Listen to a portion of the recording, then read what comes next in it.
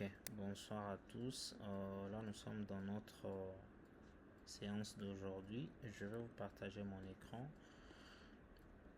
pour continuer ce qu'on avait commencé hier.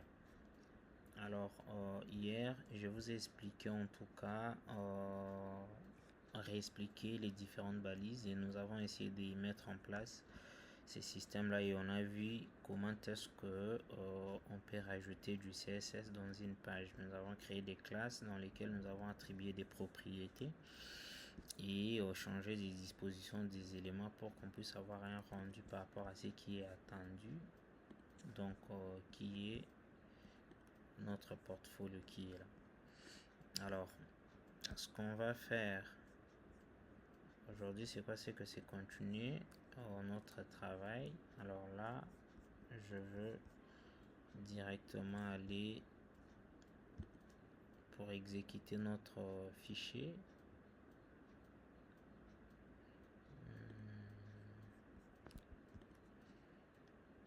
Ok, je vais l'ouvrir dans Arc.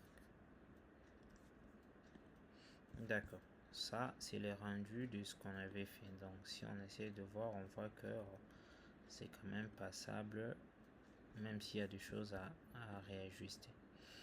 Alors, ce qu'on va faire, c'est quoi? C'est que on va d'abord faire en sorte que les éléments soient alignés un peu, comme de l'autre côté, parce que si vous regardez là, vous voyez que les éléments sont genre sur une même ligne par rapport à la hauteur. Donc on va faire la même chose. Nous rentrons et puis il faut qu'on réduise un peu la taille du logo, on réduise un peu la taille des icônes ici et ajouter un espace au-dessus. Alors pour le faire, nous allons rentrer dans notre éditeur. Nous savons que notre barre de navigation qui contient tous ces éléments a la classe navbar. Nous allons partir dans notre fichier CSS, là où on avait défini que c'était en display flex. Alors ce qu'on va faire, c'est parce que on va rajouter une propriété align items. Pourquoi ça ne fait pas l'autocomplétion?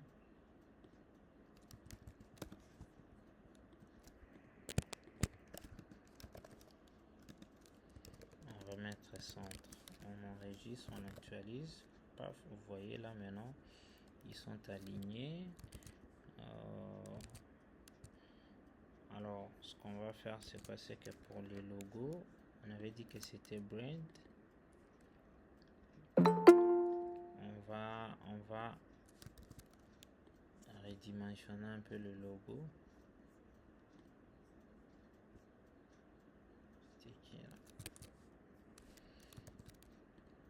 Donc on va dire notre image qui se trouve dans les containers bread qui est là comme on avait expliqué.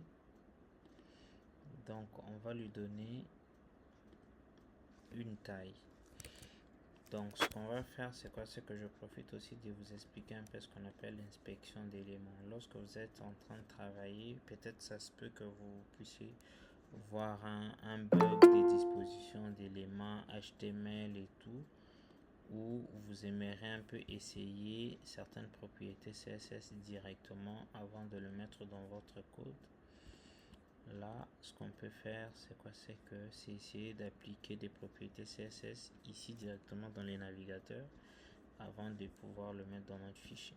Donc là, si les logos, on lui donnait un width de 70%, qu'est-ce que ça ferait? C'est très gros. On met 30%, 40, 41. On met 30%. Je vois que c'est quand même passable. Là, on voit que notre logo est là et notre navbar est là.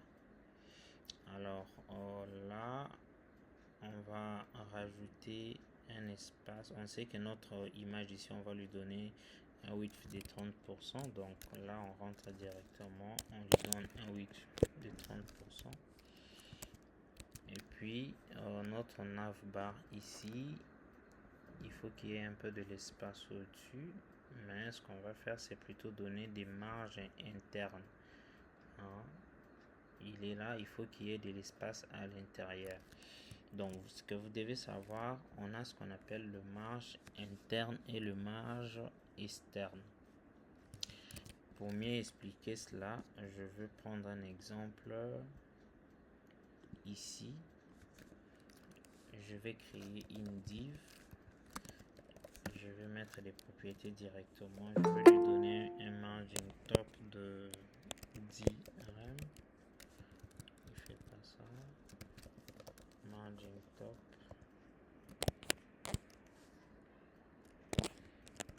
de 10 rem.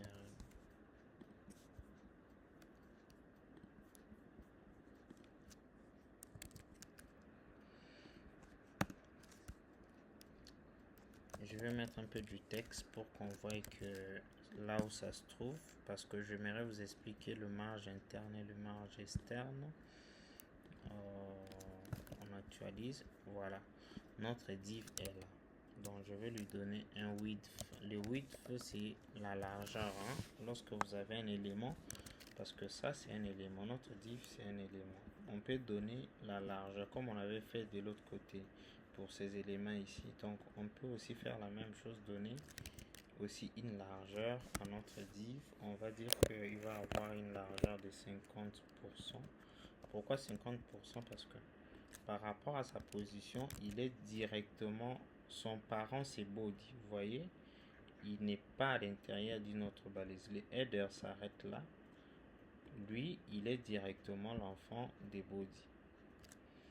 Par rapport à l'arborescence, hein, à sa profondeur, donc il est directement l'enfant des body. Comme header aussi est directement l'enfant des body. Lui, il est le frère de header. Alors, ce qui fait que lui aussi, en termes de largeur, il va prendre directement la largeur qu'on a donnée à body. Il y a ces espaces ici, c'est parce que dans l'autre séance, on avait vu que nous avons donné une marge de gauche de 5 rm et puis une marge de droite de 5 rm, ce qui nous a fait ces espaces-là. Donc, du coup, qu'est-ce qu'on va faire? On va faire et ce qui fait que lui aussi il prend la largeur de body. Vu que body a des espaces de gauche à droite, en fait lui en tout cas il va prendre la position par rapport à ce que la largeur que body a. Maintenant sur les 100%, parce que ça c'est le 100% de la largeur de body. Sur le 100% de la largeur de body, nous allons lui donner 50%. Vous voyez, donc ça s'arrête là. Pourquoi? Parce que on a dit qu'ils prennent 50% de largeur au lieu de 100%. Donc, ce qu'on va faire d'autre, c'est quoi? C'est que je vais lui donner un background color.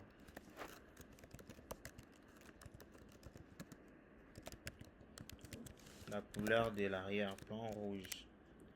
C'est tout simplement pour arriver à très bien vous expliquer le marge interne et le marge externe. Peut-être que ça est là. Les marges internes, ce sont des marges qui sont, on entend bien interne. Donc c'est à l'intérieur de l'élément. L'élément est là, notre div est là. Vous voyez que le texte est directement collé aux extrémités de notre div. Maintenant, si on aimerait qu'à l'intérieur de notre div, qu'il y ait des espaces, qu'est-ce qu'on va faire? On va dire, ok, notre div, on va dire au navigateur, pour cette div ici, on aimerait avoir de padding. C'est ce qu'on appelle le marge interne. Hein? Donc de padding, si je mets padding comme ça, je peux dire par exemple de 3 rm, il va appliquer ça de gauche, donc gauche en haut, à droite et en bas.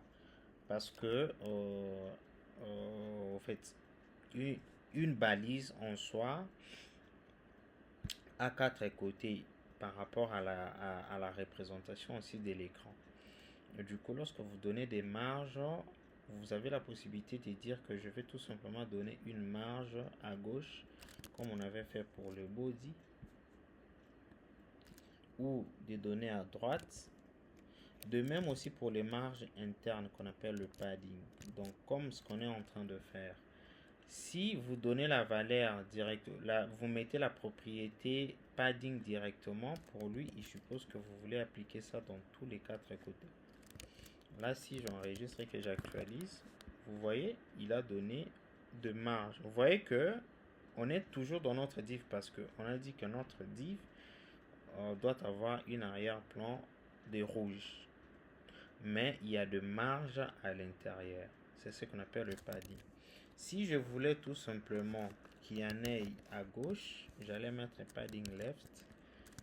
Vous allez voir que il n'y en aurait eu que à gauche. Si je voulais que ce soit juste au-dessus, c'est padding top. Si je voulais que ce soit à droite, c'est padding right. En bas, c'est bottom. Donc, vous avez intérêt un peu à revoir vos notions fondamentales en anglais. Donc, voilà. Maintenant, qu'est-ce que nous, on a besoin? Ici, on a besoin de rajouter un peu de padding dans notre navbar. Parce que si je donne une couleur aussi à notre navbar, vous allez voir, je préfère le faire directement ici pour qu'on puisse voir ce que ça donne. Nous avons notre navbar qui est là. Je vais dire, au-delà de propriétés que tu possèdes déjà, rajoutons un peu background color. Je vais donner cette couleur ici. Je prends celui-là. Ok. Vous voyez, ça c'est notre navbar. Alors, qu'est-ce que moi j'ai besoin? J'ai besoin qu'il y ait de marge interne, mais juste au-dessus et en bas. Alors, ce que je vais faire, je veux lui donner le padding top. Je peux dire par exemple de 1 rem, vous voyez, et puis le padding bottom 1 rem.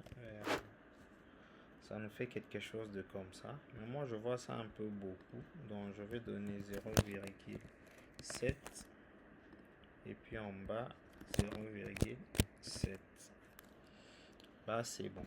Il y a une autre chose, c'est que ces éléments ici, normalement, je me dis que ça doit être placé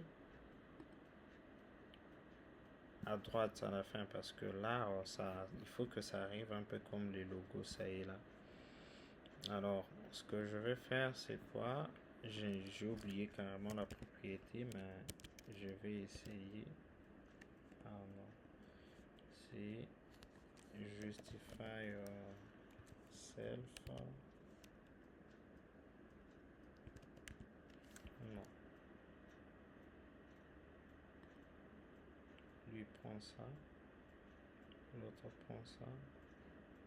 Mais pourquoi il y a de l'espace à droite? D'où vient cet espace là? Lui, on lui a donné 20%, l'autre 60%, et lui, il a combien? Ah, lui, on lui avait pas donné des pourcentages de largeur, vous voyez. Donc, si on lui donne 20%, ça nous donnera quelque chose de comme ça. Et puis, ce qu'on va faire, c'est quoi? C'est que on va aussi aligner ses enfants en display flex. Et puis, justify content and super. C'est ce que j'avais besoin. Donc, nous prenons ces propriétés-là. Vu que c'est sur lui qu'on voulait le mettre, donc nous allons copier tout simplement ça. Et puis, nous venons remplacer. Qu'est-ce que j'ai fait? Ok. Là, ce qu'on a dit, c'est quoi? C'est que notre nav icons, on lui donne aussi la largeur de 20%, display flex, justify content and. pour que ces éléments là aussi soient placés en bas. On a vu qu'on a perdu de largeur qu'on venait de rajouter sur la navbar, tout simplement parce que on n'a pas ajouté ces propriétés là dans notre feuille de style. Donc si je rentre ici sur la navbar, qu'est-ce qu'on avait déjà? On avait padding top de 0, padding top de 0.7 rm et puis padding bottom de 0.7 rm. Ok.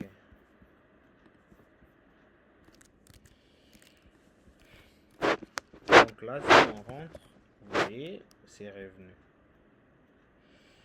Mais il y a un truc, c'est que là, je me rends compte que le menu ici, qui devrait être collé avec notre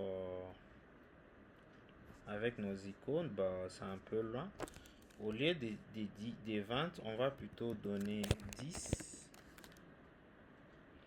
Et puis, on donne à notre nav menu 70. Du coup, ça fera 20 plus 10, 30 plus 70, ça fait 100 par rapport à la largeur du parent. Donc, comme on a modifié ici, donc on revient là où il y a un menu. Au lieu de 60, on met 70. Et là où il y a 9 icônes, au lieu de 20, on met 10. Parfait. Donc là, je pense que tout va bien jusque là par rapport à ces éléments là. Autre chose, c'est quoi? C'est qu'on doit réduire un peu la taille des icônes. Alors, ce qu'on aura à faire, on va leur donner une classe.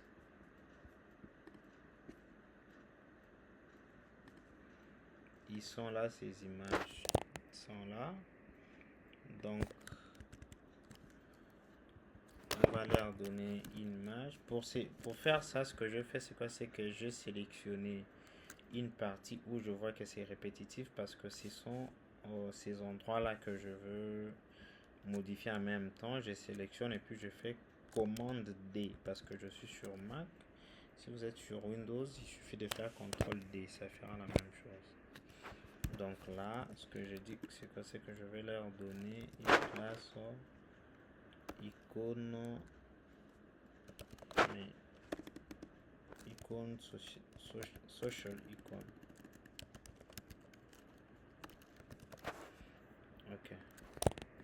Bon, on va venir là, on va dire dans nav icône, trouve-nous les social icônes. Quelle taille on peut leur donner? On va essayer ça directement ici pour voir ce que ça va donner. Si on leur donnait 10 pixels, c'est très petit, on augmente un peu.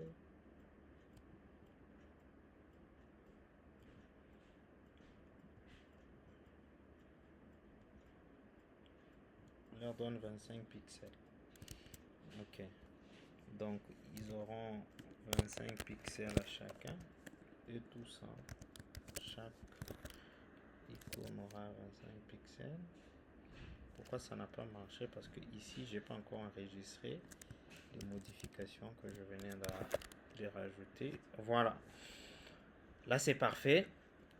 Si je rentre, je regarde les logos. Ok, ça semble bon. On garde ça comme ça.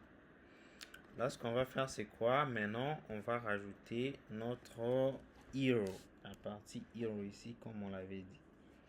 Alors, qu'est-ce qu'on va faire? On est toujours dans notre header. On a déjà fait la nav. On va rajouter notre hero. Donc, on va utiliser div. Et puis, on va lui donner la classe hero. Et puis, en regardant ici, comme je vous avais parlé, il faut respecter toujours la sémantique et puis placer des éléments en respectant le standard recommandé pour optimiser les référencements de votre site. Là, ici, ce que nous voyons, c'est pas ce que nous avons. Un H1. Vous ne pouvez pas avoir, genre, dans votre site, vous mettez là un H2 et puis ici, vous mettez H1. Non, non, en tout cas, même si par rapport à votre texte, le texte là, peut-être ce texte ici était plus grand et que c'était quelque part en bas, il faut que les H1 viennent toujours en premier avant qu'il y ait, en fait, avant qu'il y ait n'importe quel autre H. Donc, voilà. Là, ce qu'on va faire, c'est quoi? C'est que on va avoir un H1 pour mettre tout ça. Mais avant de mettre le H1, je pense que on va séparer ça en deux. Donc on suppose que c'est des parties aussi. On a là où il y a les noms et la photo. Donc on va mettre la partie du nom dans une div. Excusez. Et puis on aura Hey, my name is Pavan MG. I build Think for Web. Donc là, on aura Hey avec la famille. Ok. Hello. Hi. Bonjour. Super. Bon, moi je suis sur Mac. Hein, il y a une touche qui permet d'afficher les icônes ici. Donc vous, je vous laisse galérer. Vous allez trouver la solution. Ok. Hey, my name is. Ok. My name is Pavan MG. Pavan MG. I build thing for. I build.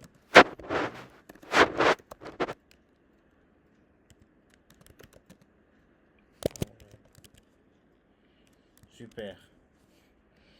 Alors, bon, lui il n'a pas mis point, moi je vais mettre point. On enregistre. Ici, nous avons notre famille image qui se trouve aussi dans une div. Donc, cette image là, je pense l'avoir téléchargée. Voilà, elle est là. Donc, je veux la copier et la mettre là. Je vais l'appeler profil.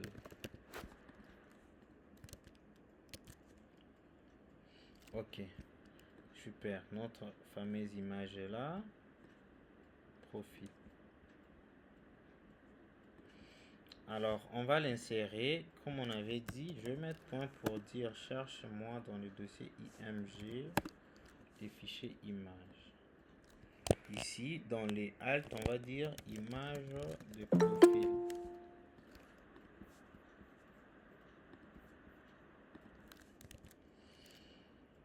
D'accord. On enregistre. On actualise.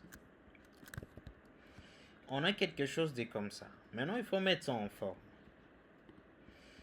Alors, pour mettre ça en forme, nous regardons comment c'est disposé ici. Ok, c'est comme ça. Nous allons commencer d'abord à rendre ça parce qu'on voit, on a mis deux blocs. Hein. Si vous regardez, nous avons notre container qui les contient. Et nous avons la première partie et la deuxième partie. Comme on avait fait avec les autres, si vous regardez bien, donc on voit que non, leur container doit placer les éléments en display flex pour que ça se place un élément à côté d'un autre. On doit disposer nos deux éléments côte à côte, comme on a vu sur le fait qu'ils sont dans des deux blocs différents. Ils ont un parent. Donc leur parent c'est IO. Donc on va venir là, on va dire notre IO. Vu qu'il est aussi dans le header, ouais, donc on va dire il est dans notre main header.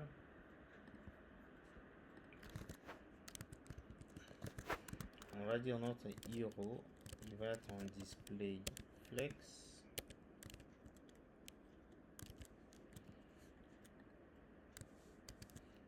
puis ces enfants, vu que ce sont des divs, on peut directement appeler des divs parce qu'on leur a pas donné des classes.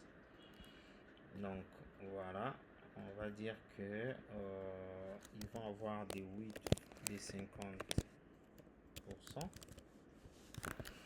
Ça nous fait quelque chose de comme ça. Et lui maintenant, vu que c'est lui qui contient la photo, on va dire, on va l'appeler hero profile.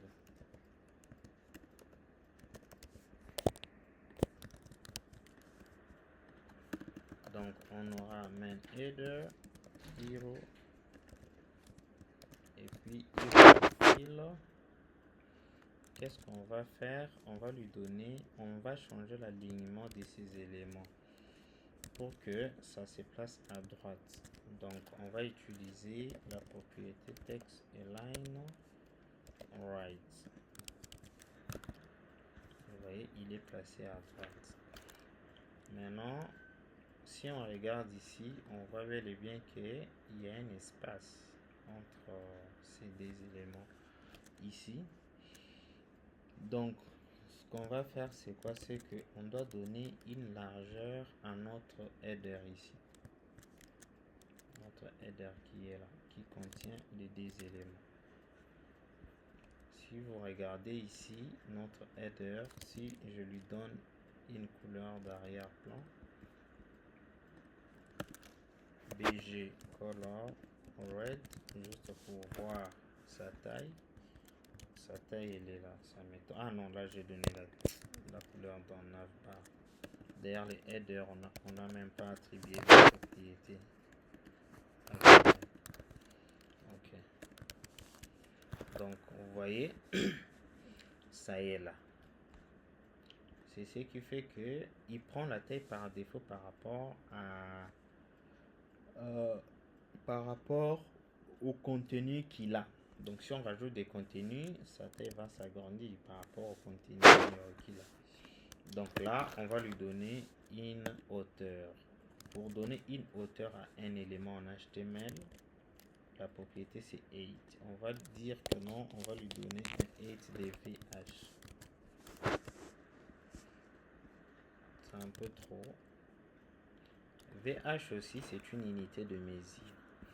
Si on part sur Google pour savoir la signification, c'est quoi l'unité VH en CSS? Je pense que Gemini va nous répondre là-dessus. Unité CSS VH, la valeur des view pour 8 semble être basée sur window inert 8. Elle est donc variable suivant la taille de la fenêtre du navigateur. Il n'existe pas de règle, mais lui donne son point de vue. Ça veut tout simplement dire view pour 8. Au fait, c'est une unité qui s'adapte par rapport à la taille de votre écran. C'est parmi les unités de mesure. Les unités qu'on peut utiliser dans CSS. Mais vous devez savoir, il y a que certaines propriétés qui peuvent supporter ces unités là. Il faut bien retenir ça. Donc là, au lieu de 100, je veux mettre 80. Si on donne le VH, c'est parce que même si je pars dans un autre écran, que ce soit mobile, donc ça va prendre juste cette dimension ici sur base de la taille de l'écran. C'est un peu dynamique en quelque sorte aussi. Mais au lieu de 80, je vais donner 90. Bon, ça peut être comme ça. Ok. Maintenant, là, ce que je veux faire, c'est quoi? Il faut que je puisse faire descendre tout ça. Que ça arrive un peu en bas ici. Alors, j'ai plusieurs choix. Maintenant, je vais essayer un truc parce que quelqu'un qui est bien suivi, il aurait pu bien dire ici, ce qu'on peut faire, on peut donner de marge, hein, parce que si on prend hero Hiro et Navbar, ce sont des enfants qui se trouvent dans main header. On pourrait bien donner une marge top, donc c'est une marge extérieure, hein.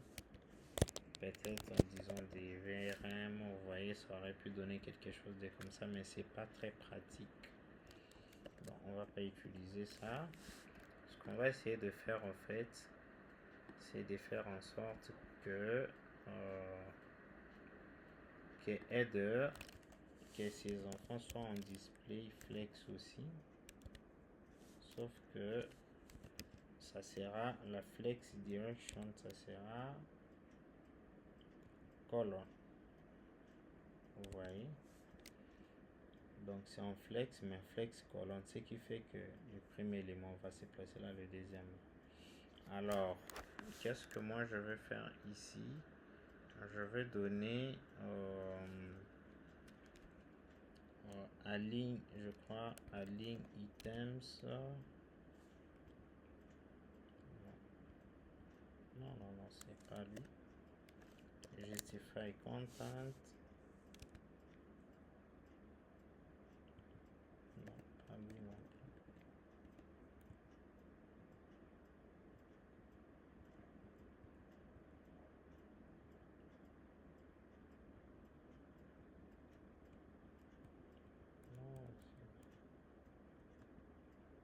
Non, ça devrait être between ici. Ouais. Justify content between. Qu'est-ce que je fais? Donc, si je rentre là, qu'est-ce qu'on a dit? Je réactualise. Il faut qu'on puisse séparer ces deux éléments-là. C'est pour cela, ce qu'on va faire, c'est quoi? C'est que, vu que et tous, ce sont les enfants de main header, on va donner une propriété display flex sur main header, ce qui nous donnera quelque chose de comme ça d'abord, parce que display flex il place le premier élément à côté du deuxième, mais on va dire flex direction, ça va être colonne, c'est-à-dire ça va être des colonnes. Donc si j'enregistre, ça va nous donner ces résultats ici. Du coup, on a la possibilité d'appliquer la propriété justify content space around. Si je mets non, c'est between space between. Voilà, c'est ce qu'on avait besoin. Maintenant, si nous regardons ici, les deux éléments ici, et ils sont pas sur la même ligne comme on avait fait avec les autres. Donc, ce qu'on va faire, c'est quoi? Vu que ce sont des enfants de Hiro, on va rentrer dans Hiro. On va dire que à ligne items center, donc on va faire en sorte que ça soit aligné. Ça ferait que les noms ici soient un peu genre qu'ils aient la même ligne, quoi, genre centré, hein, parce que là c'est celui au-dessus, l'autre il a un peu de l'espace en bas ici par rapport à l'autre, parce que si on regarde ici, vous voyez, ils sont pas comme ça. Donc là, ce que je vais faire, c'est quoi? Je vais faire ça. J'enregistre, j'ai donné la propriété align item center, donc c'est pour aligner les items au centre, vous voyez. Maintenant c'est bon. Alors on peut carrément enlever, avant d'enlever, je me dis que lui on pourrait lui donner, je sais pas, 100. Pourquoi 100? On n'a pas donné 100 parce que non, 100 c'est un peu, on donne 95. Voilà.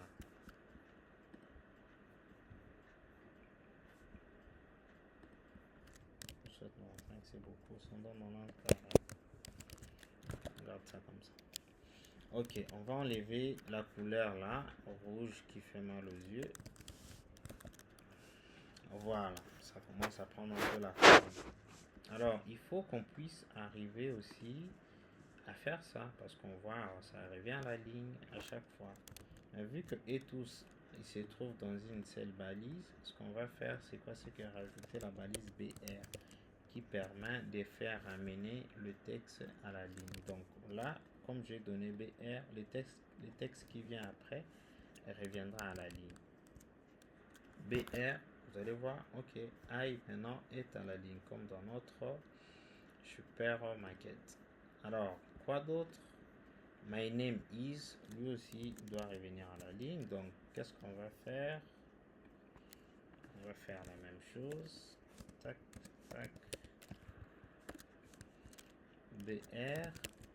My name is aussi revient à la ligne. Parfait.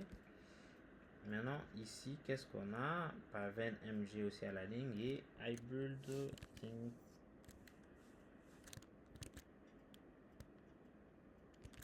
Forward. Donc, vu qu'on les a comme ça, pour avoir quelque chose un peu de potable, je vais faire ça comme ça, pour que ça puisse inspirer un peu les résultats aussi. Alors, on a tous ces éléments là comme de l'autre côté. Maintenant, si on regarde bien, bah, lui il est un peu bizarre. Cette histoire ici de texte, de la couleur de dégradé de texte, parfois ça me casse un peu les couilles. Jean-Claude, tu es là? Apparemment, il est là virtuellement. Oui, je suis là. Tu peux nous aider à faire le dégradé sur le texte?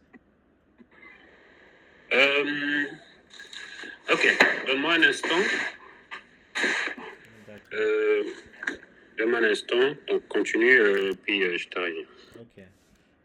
On avance. Alors, vu que lui, il doit avoir un peu une couleur différente par rapport aux autres, il faut le mettre aussi dans une balise. Mais si on les met dans une balise genre un P ou un H machin, une balise de type bloc, ça va vraiment casser un peu notre style ici. Donc ce qu'on va faire, on va utiliser une balise de type linéaire, ce qui fait qu'il n'y aura aucun impact de marge ou de disposition. Donc là, vous voyez, il n'y a presque aucun effet. Mais l'avantage qu'on a, c'est qu'on peut carrément rajouter du style à l'intérieur. Si je lui donne color blue, j'ai vu une couleur là. Bon, pour que ça puisse nous inspirer un peu ce qu'on a là-bas. Vous voyez ce que ça fait? Donc ça change juste sa couleur à lui. Alors, on va voir les dégradés qu'il y a ici, comment ils ont fait ça. Nous, tout ce qui nous importe ici, ce sont les couleurs qu'on va pouvoir récupérer.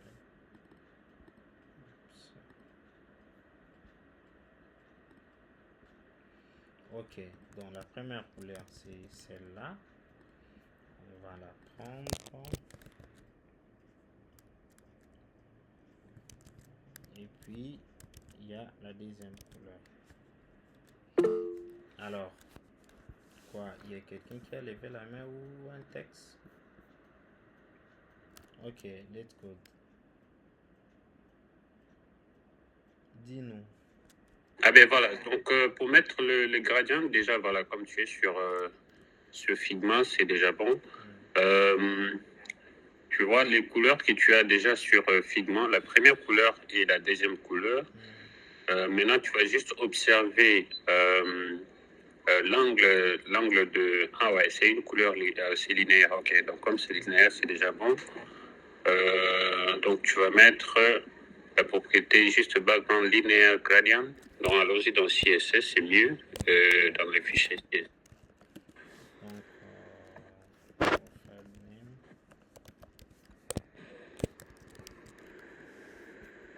Ah non, là, tu as écrit plutôt fait le name.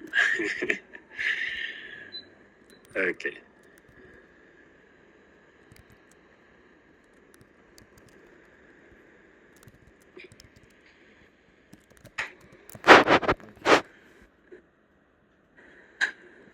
Voilà.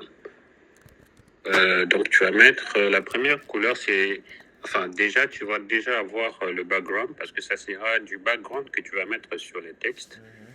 Et ça ne sera pas la propriété color, donc ça sera du background. Et tu mets linéaire gradient. Voilà, donc le premier paramètre, ça sera le degré. Donc là, on va essayer avec 45, je crois l'angle des déclinaisons. On va essayer avec 40 degrés. Donc j'écris 45 deg, puis virgule, la première couleur et la deuxième couleur.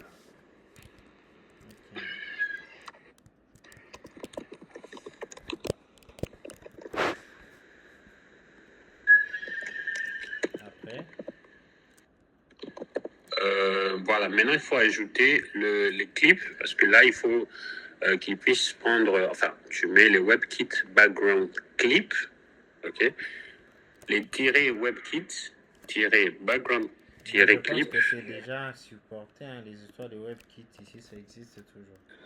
Oui, mais seulement que là il y a section de propriétés spéciales pour pouvoir mettre ces backgrounds là. Ta batterie est en train de mourir là. Voilà, WebKit, et puis je mets background-clip. Attends, je t'envoie ça dans les chats. Je profite pour prendre mon chargeur aussi.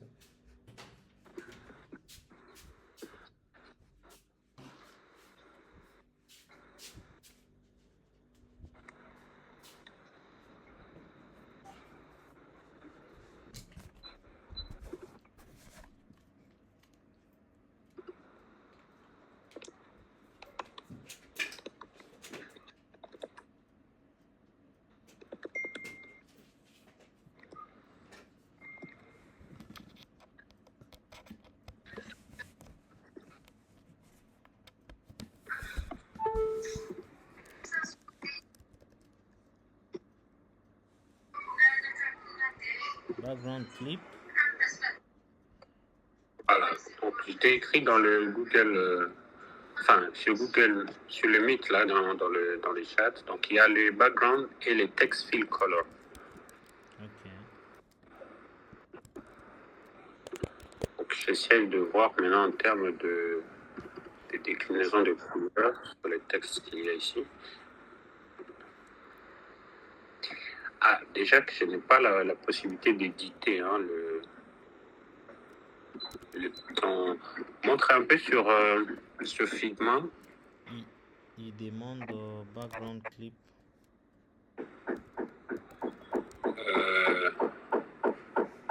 Ah, mais tu as déjà mis le background clip. Je vais mettre... Ah, ouais. Non, il faut... tu vois, comme je t'avais dit, il faut... Ah. Il faut les rajouter aussi dans la normale parce que je crois que presque... Ah oui. Tu dois avoir le background clip. Ah oui, j'avais oublié ça aussi. Tu dois avoir le background clip et les colors transparents aussi. Voilà, ça c'est vrai. Ça n'a rien fait. Ça n'a pas pris? Non. Tu es sûr, ton fichier n'était pas enregistré. Voilà.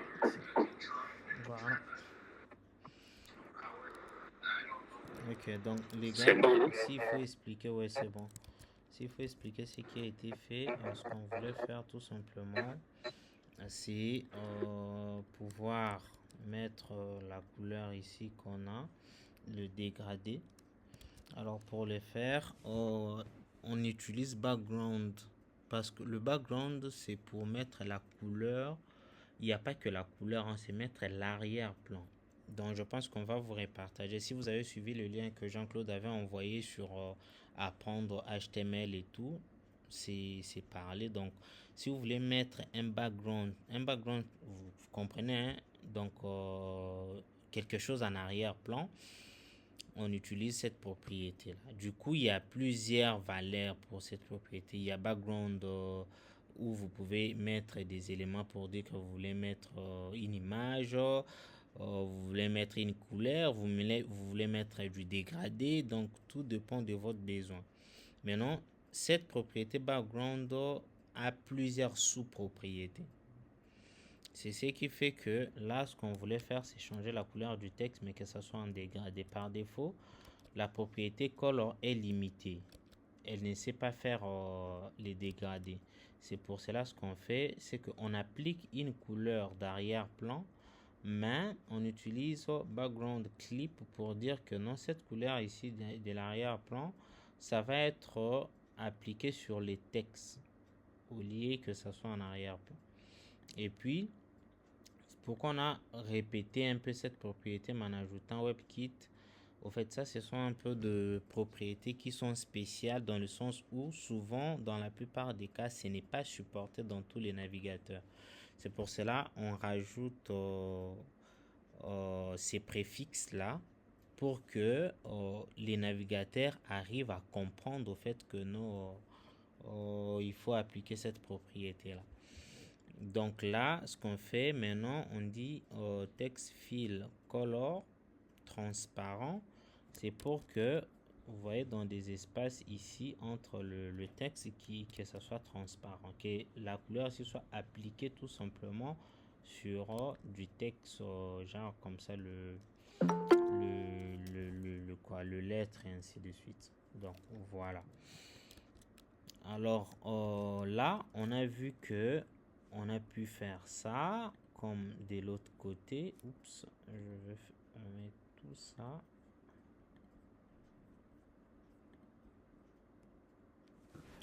C'est bon. Ce qu'on va faire maintenant, c'est réduire un peu notre image parce que ça a l'air être plus grande et puis changer la police. Et puis je crois augmenter aussi un peu le texte, la taille du texte et changer la police. Donc pour le faire, on va encore continuer à modifier en ayant le rendu directement. Ce qu'on va faire là, on va dire, on va lui donner font family comme je vous avais expliqué. C'est ce qui nous permet de changer la police. Donc on va mettre un roboto et puis sans serif, c'est bon. Et puis font size, c'est pour augmenter, donc pas que augmenter mais changer la taille du texte. Donc on va dire par exemple 2RM. Ça ne prend pas parce qu'apparemment par défaut c'est DRM. Si je mets 0.5, ok. Ici je mets 0.7. Ici je mettais 3. On met 3, c'est beaucoup. On met 0.7, c'est bon. Et là, vous voyez, on a ça sur notre texte. Donc, je pense que ce qu'on peut faire, c'est les rajouter directement. Donc, nous avons notre hero ici.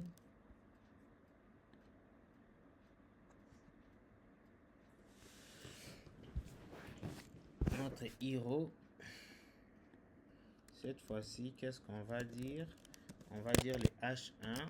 Dans notre H1 qu'on a là, on va prendre les propriétés qu'on a données ici pour les appliquer là.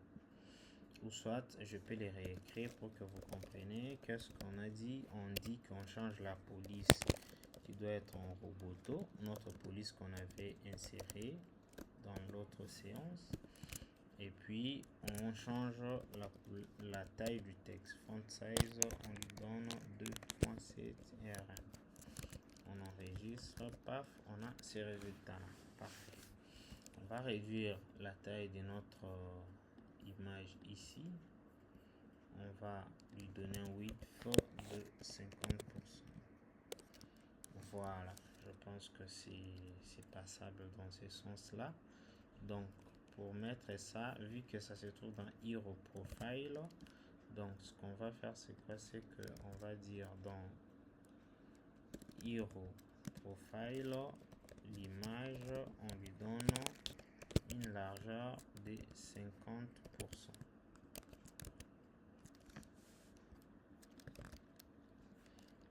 Parfait. Nous avons quelque chose de comme ça. Mais là, je commence à me rendre compte que cet espace est un peu beaucoup plus grand.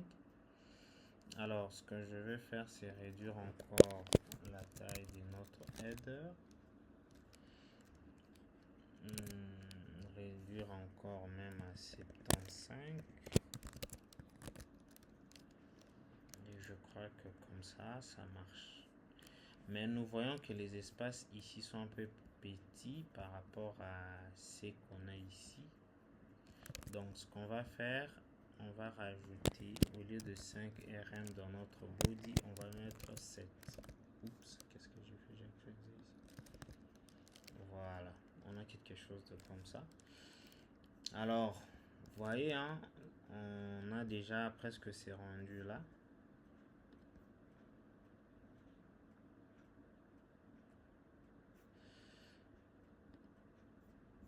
Là, on va maintenant faire cette partie ici. Alors, pour cette partie-là, Jean-Claude, tu es là?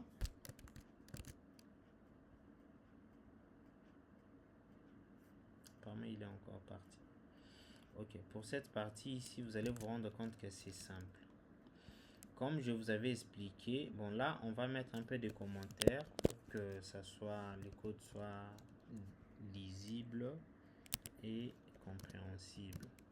Là, on dira star navbar et puis and navbar start hero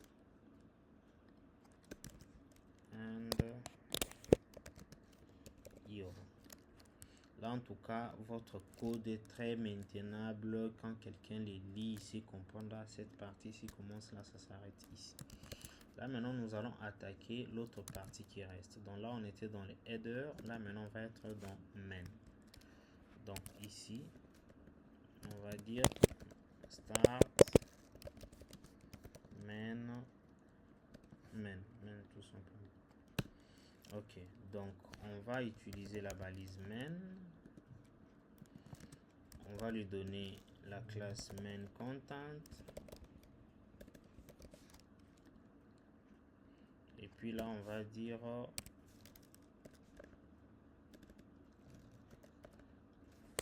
and main. Ok. Excusez. Si vous regardez ici, ça, nous avons une section. La première section pour les sticks. Donc, on voit qu'on a une section. Donc, nous allons placer une section. On utilise la balise section.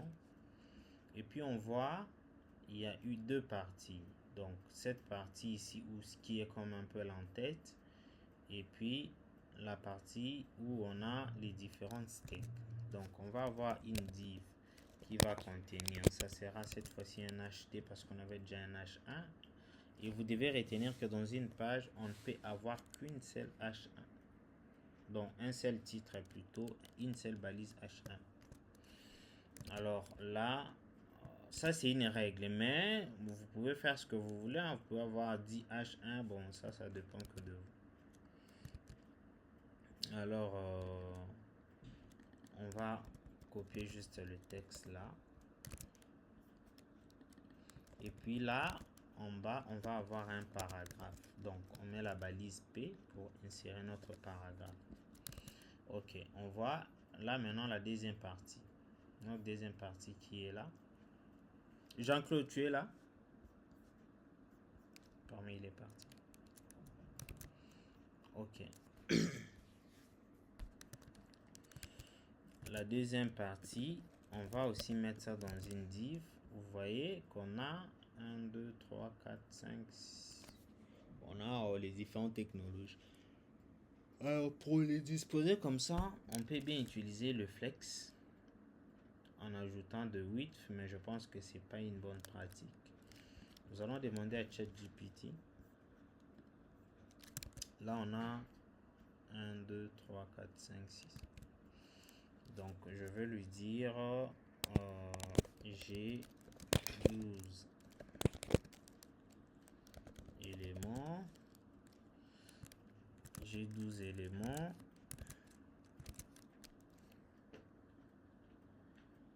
Dont j'aimerais afficher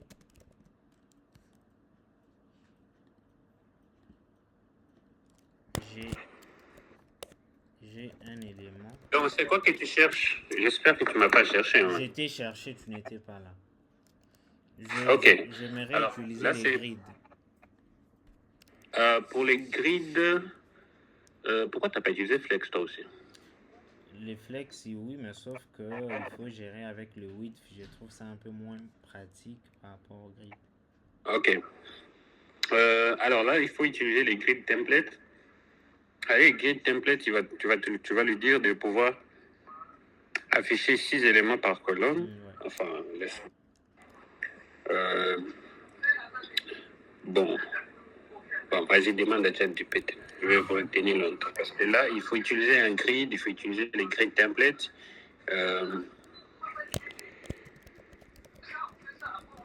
Ok, 6 éléments par ligne.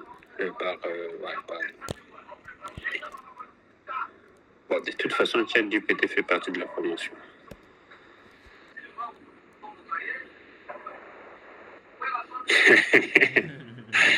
Je vois Destin en train de rigoler, hein, parce que là, il dit, mais les coachs, ils sont bloqués là. Tu vois, c'est ce que je t'ai dit, même bizarrement, il nous renvoie vers Flex. Voilà, parce qu'avec Flex, c'est plus facile de pouvoir réaliser la chose. Il donne le 2, hein. Ah ben voilà. Voilà, grid template columns, repeat 6FR. C'est exactement ce que j'ai dit. Okay. Voilà. Donc tu fais les grids et puis tu fais les grid templates.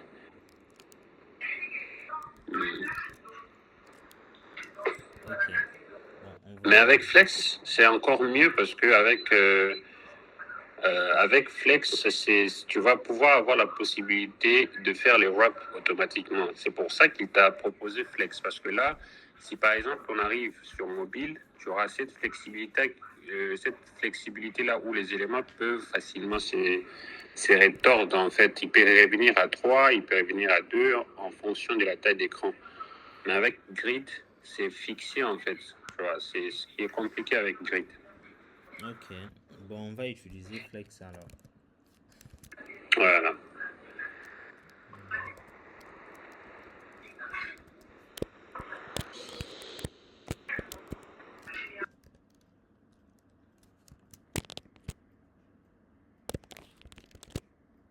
Ah non, Destin, vous n'avez pas besoin de retenir. En fait, les codes sources, on ne les retient pas.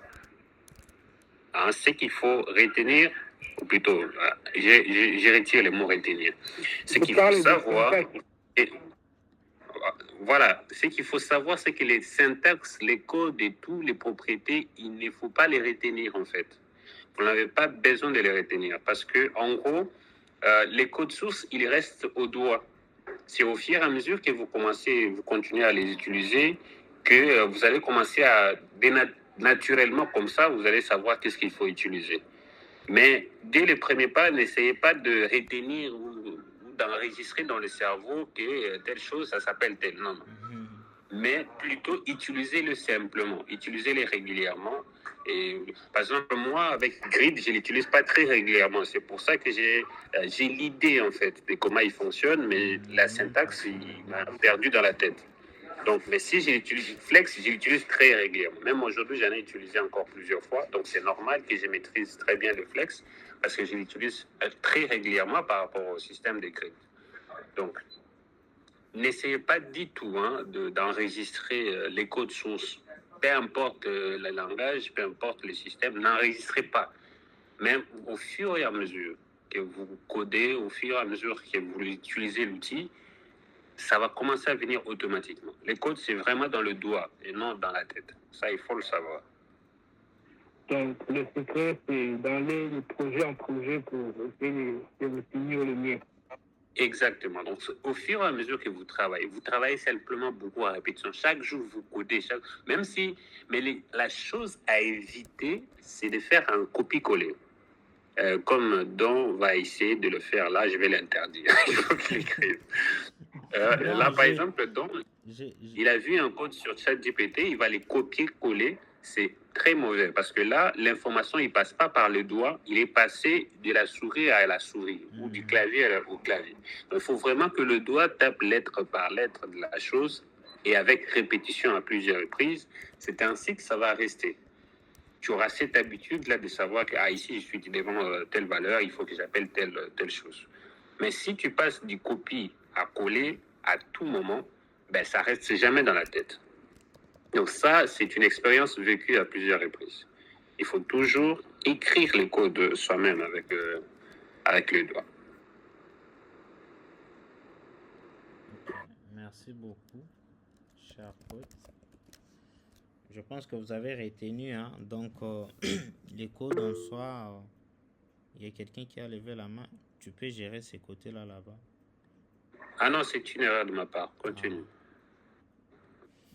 Ok, apparemment j'ai oublié l'icône de HTML.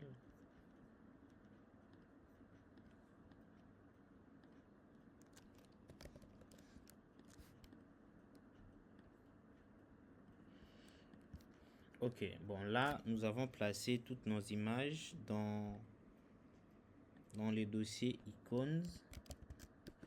Donc ce qu'on va faire maintenant, on va commencer à les placer. Donc on aura html.png.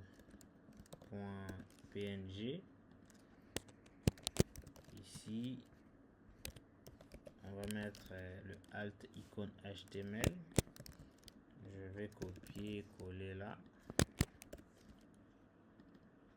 Après HTML, on a quoi déjà? On a CSS, JavaScript, React. Donc CSS.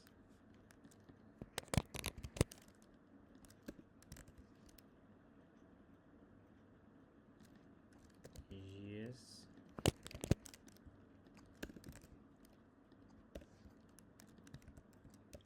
React.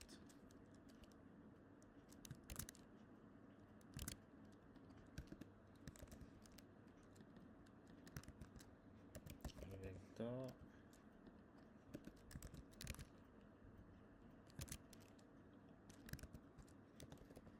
Bootstrap.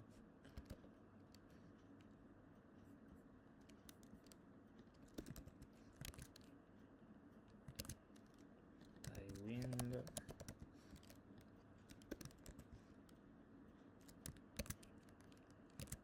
Sass.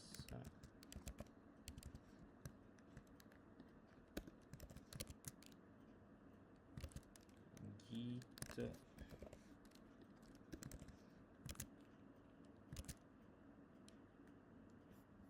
Oui, c'est bon. Je sais même pas si c'est bon.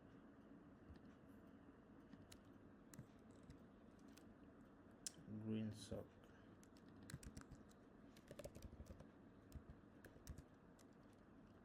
GreenSock. Après, on a VS Code. Après, on a GitHub.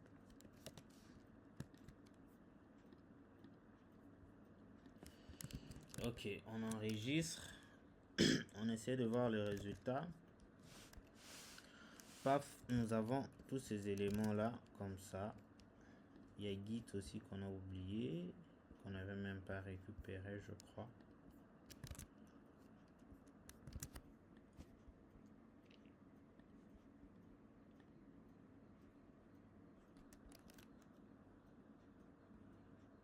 On va l'exporter.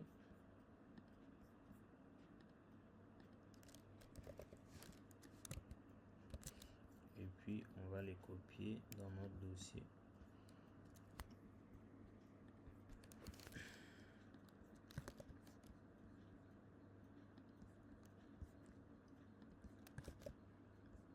Voilà.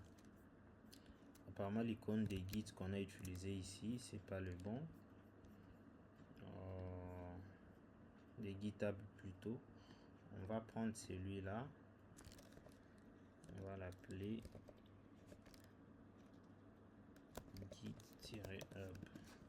Juste pour différencier avec l'autre icône qu'on avait.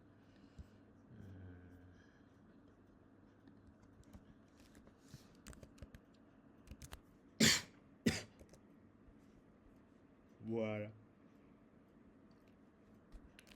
Maintenant, qu'est-ce qu'on va faire? On va d'abord commencer par essayer de les disposer comme ça. Comme on a vu que nous devrons utiliser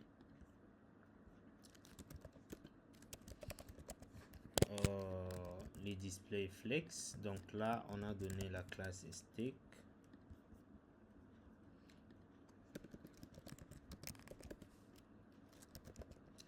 On a dit qu'il va être en display flex. On regarde d'abord le rendu.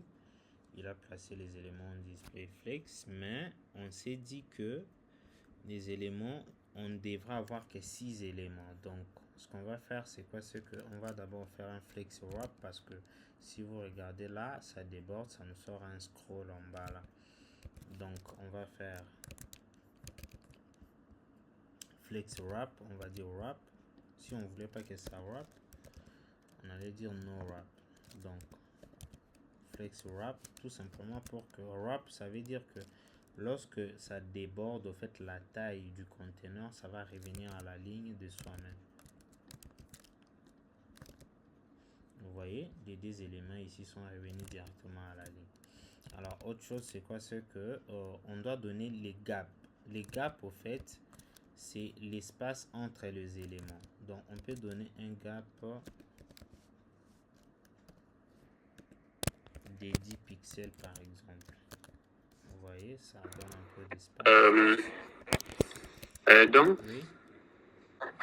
je crois qu'il faut ajouter plutôt, on peut utiliser la propriété flex basis. Le flex basis, lui, il va déterminer en fait la taille des éléments dans le flex en fait. Donc sur chacun de ces items, il y a, enfin, GPT n'a pas mentionné ça. Non, non. Lui, il a plutôt utilisé les Non, voilà. Pour chaque Voilà. item, on utilise le calque, en fait. Voilà, donc parce qu'il calcule la taille du 100% du parent pour avoir... Ok, je comprends.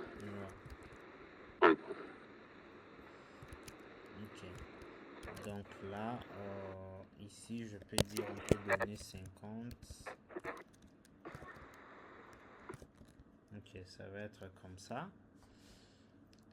Maintenant... Donc, à titre de compréhension... Ah, tu as arrêté le partage.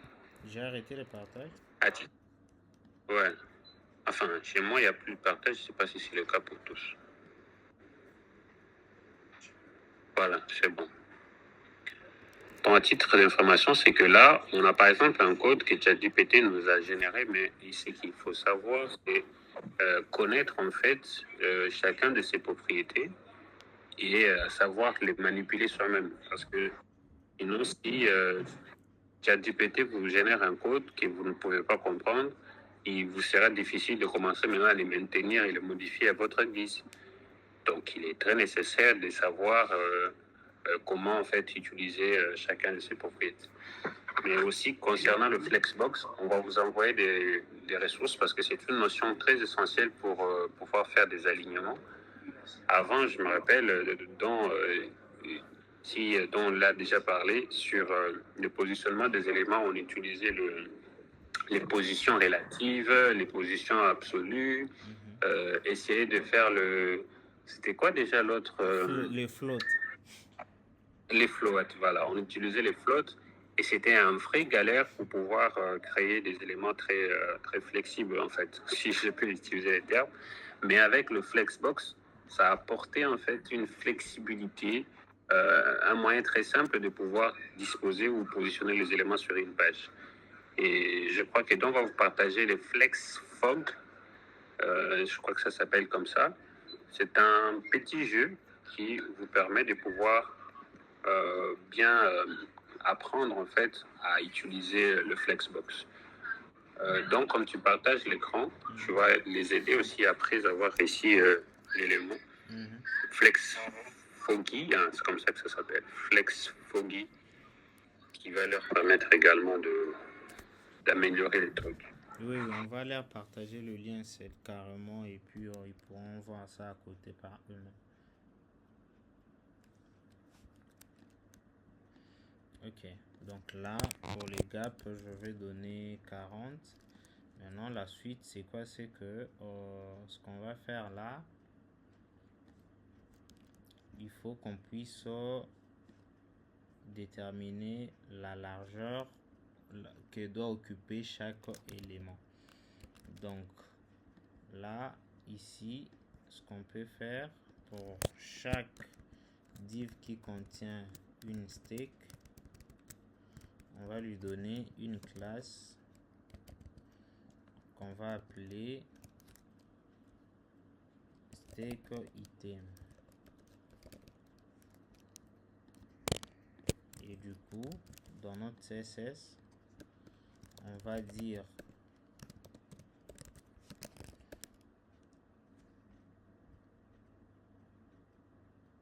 qu'est-ce que j'ai fait?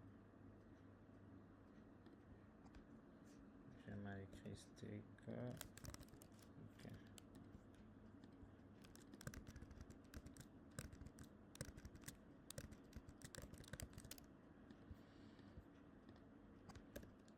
On va dire chaque item, son width, ça sera un calcul. Hein.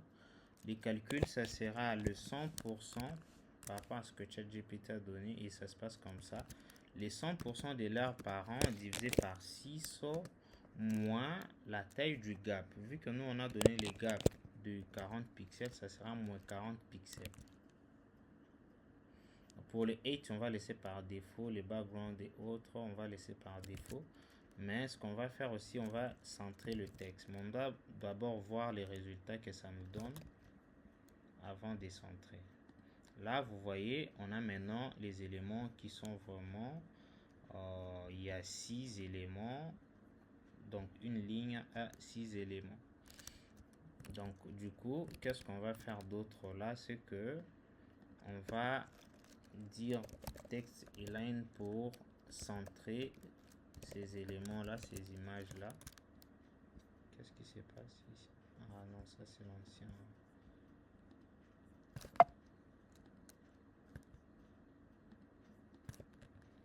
Voilà, les éléments sont centrés. Maintenant, nous allons jouer aussi à notre titre. Le titre qui a tout juste là. Donc, vu qu'on est dans main content, ici, notre section, on peut lui donner aussi une classe qui va être stake section. Ou bien...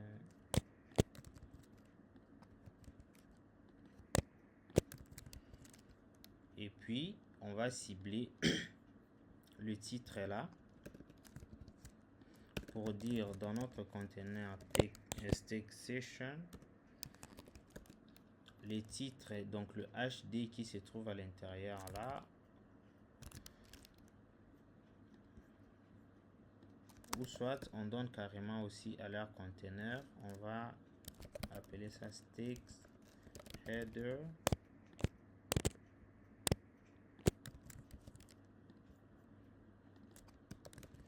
Donc on va d'abord commencer par centrer le texte. La propriété text align, c'est une propriété qui vous permet de disposer, en fait, d'échanger les positionnements ou l'alignement du texte. Là, si je mets text center, vous voyez, il a centré ces textes là. Si j'avais mis text align right, vous voyez, il allait mettre ça à droite. Si je mets left, il met ça à gauche. Donc là, nous, on veut que ça soit au centre. On laisse ça center. Maintenant, ce qu'on va dire, c'est quoi? C'est qu'on va maintenant cibler le HD. Donc, on est dans stake section, stake header. Maintenant, les HD. Donc, c'est comme on a là, stake section, stake header, les HD qu'on a ciblé là. On va lui donner une taille. Si on regarde un peu la taille qu'il y a ici, on sait voir aussi la taille. Hein. C'est apparemment, l'écran n'est plus partagé. Oh, vous ne voyez plus mon écran.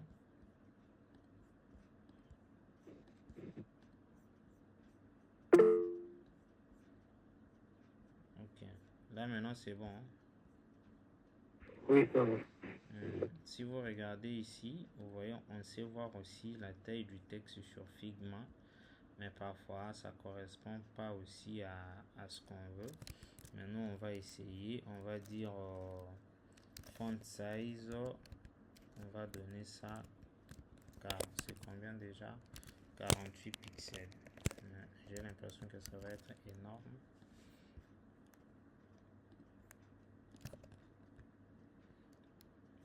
c'est un peu presque, mais c'est beaucoup. Nous, on va utiliser le EM, le REM plutôt, comme on avait commencé à utiliser dès le début. Ça, c'est petit. On va peut-être mettre .7,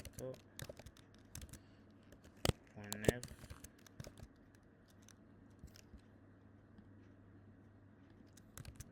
On met 2 carrément. Ou 2.3. Ça va. Là maintenant ça va. Et puis on change la couleur. Plutôt la police. On aurait pu changer la police d'une manière globale parce que là à chaque fois on essaie de le faire. Au début ici, il y a une propriété star. Ça représente tous les éléments, donc toutes les balises dans votre page. Donc, on va dire tous les éléments vont avoir la même police. C'est ce qui fera qu'on n'aura plus besoin de le répéter à chaque fois. Vous voyez, directement par défaut, ça a pris cette police là.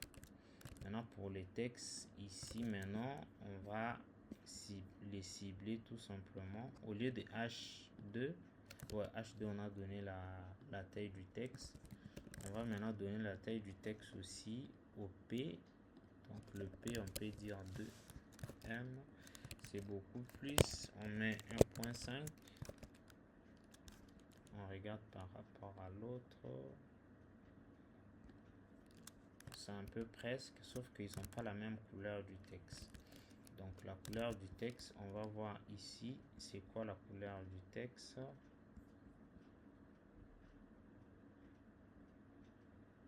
Dart content, c'est une variable qu'ils ont créée. On va voir la valeur. C'est 666. Donc. Excusez encore une. Encore coupé? Oui. Ah, je ne sais pas si c'est dû On perd trop, comment, la présentation de temps en temps. Je ne sais pas si c'est dû à quoi. Donc voilà, j'étais là, je disais ici au fait, on voulait voir la couleur du texte qui est utilisé ici pour ces paragraphes.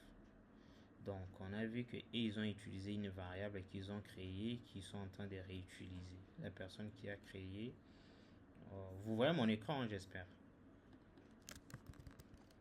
Ouais, la personne qui a créé cette maquette a créé des variables qui, au fait, ce sont des éléments qui ont de valeur qu'il peut réutiliser dans la maquette au lieu à chaque fois de taper la couleur. S'il modifie la variable, là, ça va impacter directement la maquette.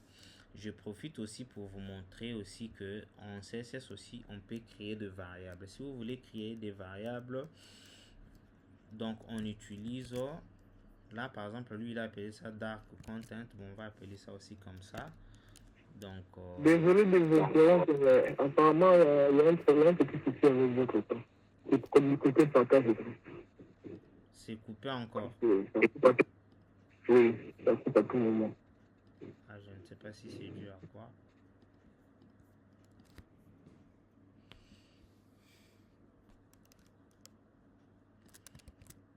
Ok, donc je parlais des variables. Si vous voulez créer une variable, on crée des variables. Pourquoi? Parce que, par exemple, si vous voyez, il y a la police, ici on a utilisé ça plusieurs fois, on aurait pu créer une variable et appeler.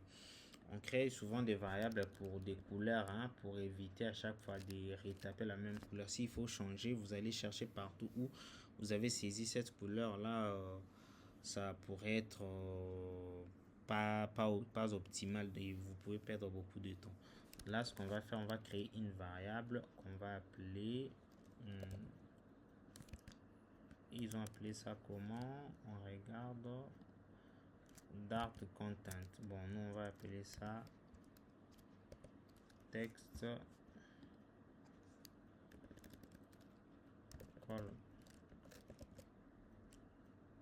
color texte dart. Et puis il faut mettre à 2 points, vous mettez la valeur.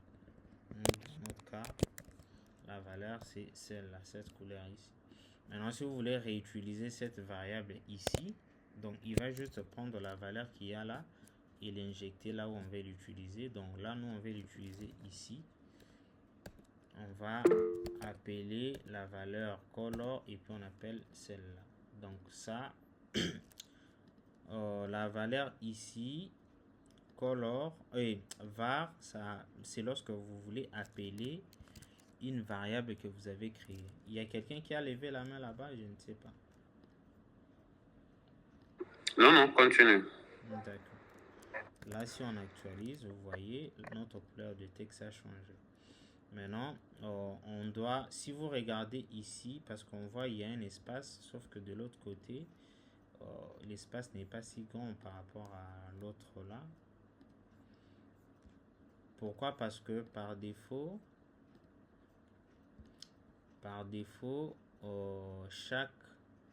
il y a certaines balises qui ont de marge par défaut. Hein, la manière dont ils ont été créés doivent laisser des espaces par défaut. Donc là, ce que nous on va faire pour notre HD ici, on va supprimer la marge bottom. C'est un padding plutôt. Non, c'est un margin. On va dire margin bottom 0. C'est ce qui fait que nous n'avons plus de marge en bas dans notre title. Donc on viendra là, on va donner margin bottom 0. Et puis dans notre stake header qui est là, qui contient tout ça, on va donner un margin bottom du 3rm pour qu'il y ait un peu de l'espace. C'est petit. 4. Quelqu'un a levé la main? Oui, en fait, parce que j'ai pas compris. Vous avez dit quoi à côté de la variable là? Il y a une variable qui est affectée, je n'ai pas bien compris. Bon, je réexplique. Vous voyez, supposons que là, par exemple, à ce niveau ici, on a utilisé, si je prends, c'est ici qu'on voulait utiliser cette couleur pour définir la couleur du texte. C'est à ce niveau ici. Donc, on aurait pu directement mettre la couleur du texte ici. Maintenant, si je prends un exemple, supposons que ici, on prend quoi déjà? Ici aussi, on voulait avoir la même couleur de texte. On mettra encore la propriété color avec la même variable. Prenons ici aussi, on veut avoir la même couleur de texte, ou peut-être même pas la couleur de texte, mais on veut avoir un background color avec la même variable. Tu vois que ça devient répétitif au fait, dans le sens où on a la même valeur qui est répétée partout où on a besoin d'elle. Ce qui fait que plus tard, si on veut faire la maintenance de notre application, c'est que si on veut changer peut-être cette couleur ici par une autre couleur, il faut entrer dans ces fichiers ici, chercher partout où on a utilisé cette couleur là et puis la remplacer. Ça peut créer des conflits, il peut y avoir beaucoup d'oubli, donc, ou soit ça peut prendre beaucoup de temps. Là maintenant, dans ces cas, au lieu de faire ça comme ça, ce qu'on fait, c'est quoi? C'est qu'on peut créer une variable. Là, ici, les noms ici, c'est à vous de les définir. J'aurais pu l'appeler papa ou maman. Mais pour que ça soit parlant, je l'ai appelé color text dart parce qu'on suppose l'utiliser seulement dans les textes. On aurait pu l'appeler color dart tout simplement parce qu'on peut se dire que non, ça peut être utilisé sur les textes ou peut-être dans les arrière-plans ou peut-être sur le shadow et autres. Donc là, lorsque vous créez la variable comme ça, partout où j'ai réutilisé, c'était encore où? Ici par exemple, comme on donnait l'exemple, on aurait pu, ça c'est vrai déjà, même parce que le menu, en tout cas les éléments, cette couleur là, au lieu de mettre ça, on va mettre var. Pourquoi on met les tokens var? C'est pour dire que non, nous voulons appeler une variable. Du coup, si on fait ça, qu'est-ce qui va se passer? La valeur ici viendra directement être placée là. Ça, c'est le navigateur qui va l'interpréter. Du coup, on n'a plus besoin de saisir hashtag la valeur hexadécimale de cette couleur-là comme on l'a fait. Ici, par exemple, aussi, on n'aura plus besoin de ça. On va juste faire var et puis appeler la variable là. Ce qui fait que si on veut modifier cette couleur-là, ici, on ne viendra plus toucher. On ira tout simplement là où on a saisi la valeur de la couleur, on modifie. Et ça va impacter partout où cette variable-là est appelée. Est-ce que c'est compris? Oui, oui, c'est compris en tout cas. C'est compris. C'est bien. Sauf qu'il y a un souci au niveau de votre écran. Ça bégaye trop. Hein. Ok, mon écran s'est encore coupé. Oui. Oui, oui. Ah, peut-être c'est Google Meet qui fait ça. On a pris beaucoup de temps. Apparemment, et aussi, c'est devenu payant. Ils nous font ça. Toutefois, si on s'arrête dans 5 minutes. Donc, ça, je voulais juste vous expliquer un peu l'importance des variables et tout. Donc, voilà. Là, je veux faire un retour en arrière. Juste pour avoir ce qu'on avait.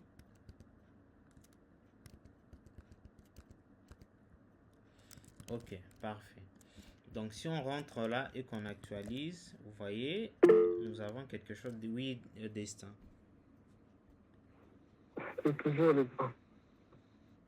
Ah ouais, bon, je suis désolé. Vous allez suivre aussi la vidéo parce qu'on va la partager, je crois, demain. Donc, voilà pour aujourd'hui. Je pense qu'on peut s'arrêter là. Donc, le travail pratique à faire pour ceux qui seront intéressés de pouvoir sortir avec un certificat, c'est définir ce qu'on a commencé à faire là. Donc, vous allez continuer, vous allez réaliser les portfolios du début jusqu'à la fin. Je vous renvoie le lien de la maquette dans le groupe, plutôt sur Discord, dans les salons ressources. Vous allez voir ça. Donc voilà, pour aujourd'hui, on s'arrête là. Je ne sais pas si vous avez des questions, de préoccupations, autres.